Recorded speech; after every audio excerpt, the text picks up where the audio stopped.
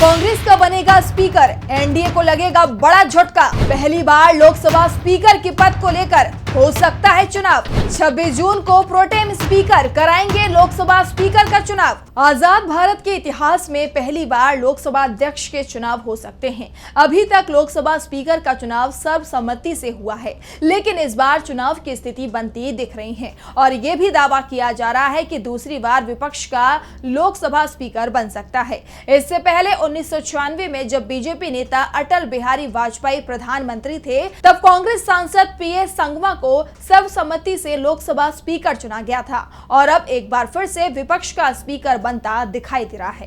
दरअसल इस बार लोकसभा चुनावों में बीजेपी को बहुमत नहीं मिला है, उसने सहयोगी दलों के साथ मिलकर सरकार बना ली है, लेकिन सरकार की स्थिरता पर पहले ही दिन से सवाल उठाए जा रहे हैं। कांग्रेस नेता राहुल गांधी ने तो यहां तक दावा कर दिया कि ये सरकार ज्यादा दिन तक नहीं चलेगी, जल्द ही आपसी टकराव के चलते गिर जाएगी। राहुल ने यहां तक दावा कर दिया कि एनडीए के कई दल उनके संपर्क में हैं और वो स्थिति बदलते ही पाला बदलने के लिए तैयार हैं और स्थिति कभी भी बदल सकती है। इस बीच लोकसभा अध्यक्ष के चुनाव से पहले सबसे महत्वपूर्ण कुर्सी प्रोटेम स्पीकर की है और जब कोई दल बहुमत में नहीं होता तो प्रोटेम स्पीकर का पद बहुत महत्वपूर्ण हो जाता है, क्योंकि स्पीकर के चुनाव से पहले सदन का संचालन प्रोटेम स्पीकर ही करता है और स्पीकर का चुनाव भी प्रोटेम स्पीकर ही करवाता है। और जो खबर मिल रही है उसमें बताया जा रहा है कि इस बार प्रोटेम स्पीकर का पद कांग्रेस के हिस्से में आ रहा है। कांग्रेस के सांसद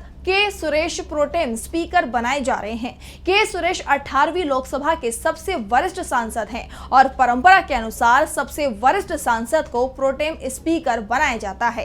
के सुरेश केरल की मवेलीकारा लोकसभा सीट से चुनाव जीते हैं। इस सीट पर वो 1989 में पहली बार जीते थे। तब से अब तक वो 7 बार चुनाव जीत चुके हैं। ऐसे में के सुरेश के कंधों पर लोकसभा नवनिर्वाचित सांसदों की शपथ दिलाने के साथ ही नए स्पीकर के चुनाव तक लोकसभा की कार्रवाई के संचालन की जिम्मेदारी होगी। ऐसे में सवाल उठ रहे हैं कि क्या बीजेपी के साथ स्पीकर के चुनाव में खेल हो सकता है। इसकी संभावनाएं भी दिखाई दे रही हैं। दरअसल लोकसभा और विधानसभा में आमतौर पर स्पीकर का चुनाव सर्वसम्मति से ही होता है। लोकसभा स्पीकर के चुनाव के लिए तो आज तक वोटिंग की नौबत नहीं आई है। ऐसे में 2018 में एमपी में स्पीकर के चुनाव के जैसा खेल लोकसभा में भी हो सकता है। एमपी में 2018 के चुनाव में किसी भी दल को बहुमत नहीं मिला था।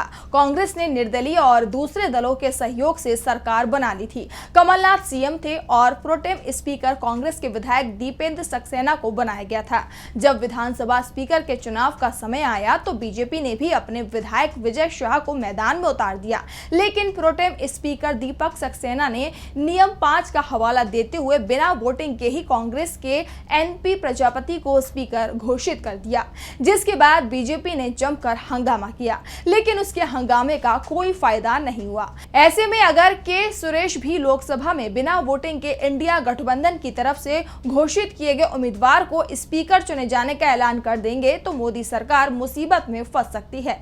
फिलहाल तो बीजेपी अभी स्पीकर के नाम को लेकर ही उलझी हुई दिखाई दे रही है। राजनाथ सिंह को सहयोगी दलों को साधने की जिम्मेदारी सौंपी गई है, लेकिन राजनाथ अभी तक एनडीए में इस पद को लेकर एक राय कायम करवाने में कामयाब नहीं हो पाए हैं। और ऐसे में अगर लोकसभा स्पीकर का पद भी कांग्रेस या फिर इंडिया गठबंधन के किसी दल के पास चला जाता है तो नरेंद्र मोदी के लिए अपनी सरकार को 2 महीने चलाना भी मुश्किल हो जाएगा।